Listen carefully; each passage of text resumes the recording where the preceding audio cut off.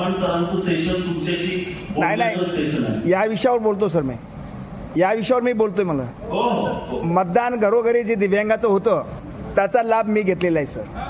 त्याच्यामध्ये कसं आहे सर, प्रत्येकाला ज्यावेळेस निवडणुका जाहीर होतात त्यावेळेस दिव्यांगाची नोंदणी घरामध्ये फॉर्म भरून देणे, त्यावेळेस आपल्याला मंजुरी मिळते आणि मतदान बूथ आपल्या घरी येते. ते मी घेतलेले आहे सर. शासकीय कर्मचारी स्वतः घरी येऊन करायला त्याच्याकडे नाही बूथवालेच येते ना. बिओल याचे शाळेचे शिक्षक लोक आहेत. आपण आता हे प्रेझेंटेशन संपलं ना सर की तुम्हाला प्रत्येकाला बोलायचंय. आपण ओपन सेशन घेणार आहोत, म्हणजे असं काही होणार नाही की ते एकतर्फी आहे, दोन्ही बाजूने आहे. फक्त एवढं प्रेझेंटेशन संपलं, एवढं प्रेझेंटेशन.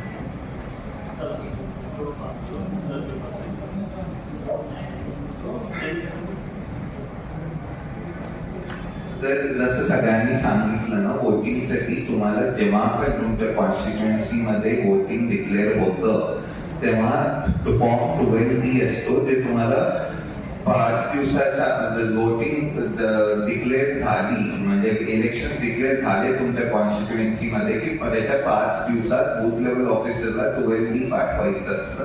त्यानंतर ते तुमच्या घरी येऊन घेतात. 12D तुम्ही कोणत्याही आपल्या रिप्रेझेंटेटिव्ह थ्रू पण पाठवू शकता. ठीक आहे, तसं तुम्ही वोटिंग फ्रॉम होम घेऊ शकता ऍज प्रोव्हिजन. ठीक आहे. त्याच्यानंतर ऍक्सेस टू जस्टिस आहे. ऍक्सेस टू जस्टिस मध्ये गव्हर्नमेंट हे म्हणतंय की त्यांच्यासाठी कारण का जस्टिस मिळायला पाहिजे, गव्हर्नमेंटनी स्पेशल कोर्ट्स नोटिफाय केलेले आहेत. महाराष्ट्रामध्ये 11 स्पेशल कोर्ट्स आहेत, ज्याच्यामध्ये Aurangabad, Pune, Mumbai 11 court, special court दिव्यांगांसाठी निर्मिती केलेली आहे. ते डिक्लेअर पण केले, पण 2 कोर्ट फक्त ऍक्टिव्ह आहेत, मुंबई आणि पुणे. ती ऍडिशनल म्हणजे अगोदर असं होतं ते कोर्टचा प्रिमायसिस स्वतंत्र असेल, तिथं स्वतंत्र जज असेल, तिथं स्वतंत्र पीपी असेल, पण बिकॉज ऑफ ह्युमन रिसोर्स तेवढा नसल्यामुळे त्यांनी काय केलं की जे आहेत त्या जजेसला वेगळा अधिकार दिलेला आहे. म्हणून तुम्हाला जेव्हा कोर्टात अप्लिकेशन करायचं आहे तिथे तुम्ही स्पेशल कोर्ट मार्फत फास्ट ट्रॅकवर माझी केस घेण्यात यावी अशा प्रकारचा अर्ज करू शकता आणि कोर्ट तुम्हाला तशी ट्रीटमेंट देऊ शकतो. याच्यावर मी परत येतो लास्ट स्लाइड मध्ये माझ्या, कारण का माझं सेक्शन 91-92 वर आहे.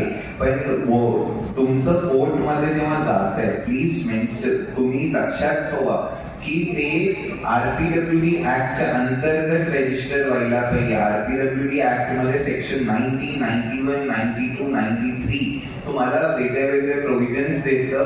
त्यांच्या अंतर्गत झालं तर ते स्पेशल कोर्ट मध्ये जातं. स्पेशल कोर्ट म्हणजे काय असतं, अगर स्पेशल कोर्ट नोटिफाईड नसलं तर तुमचा ज्या डिस्ट्रिक्टचा चीफ जज असतो त्याच्याकडे पॉवर असते एक सिनियर जजला स्पेशल कोर्ट म्हणून, स्पेशल जज म्हणून अपॉइंट करायला, अजून तुमच्या केसला हँडल करायला. ठीक आहे. नेक्स्ट चॅप्टर 3 मध्ये एज्युकेशनचे काय प्रोव्हिजन्स आहेत आणि चॅप्टर 4 मध्ये स्किल डेव्हलपमेंट अँड एम्प्लॉयमेंटचे काय प्रोव्हिजन्स आहेत ते दिलेले आहेत RPWD ऍक्ट मध्ये.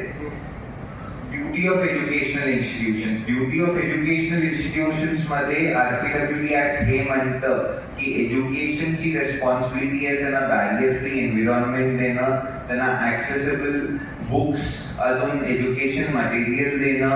त्यानंतर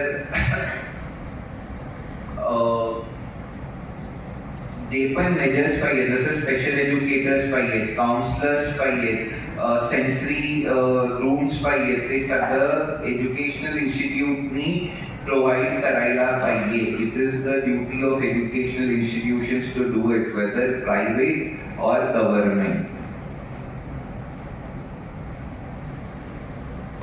राईट. त्यानंतर ह्याच्यामध्ये नाही, चॅप्टर 4 मध्ये स्किल डेव्हलपमेंटच्या बद्दल पण बोलतायत. ज्याच्यामध्ये स्किल डेव्हलपमेंटसाठी vocational training courses, self employment courses, गव्हर्नमेंटनी अजून प्रायव्हेट गव्हर्नमेंटनी बनवायला पाहिजे पर्सन्स विथ डिसेबिलिटीजसाठी.